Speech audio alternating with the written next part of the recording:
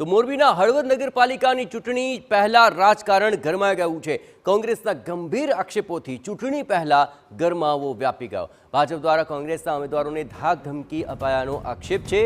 કોંગ્રેસના ઉમેદવારો ટેકેદારોને પ્રલોભન આપતા હોવાનો આરોપ લાગી રહ્યો છે। કોંગ્રેસ દ્વારા હળવદ પોલીસ મથકે લેખિતમાં રજૂઆત કરાઈ। ભયનો માહોલ ઊભો થતા કોંગ્રેસના ઉમેદવારો અને ટેકેદારોને પોલીસ રક્ષણની માંગ કરી છે।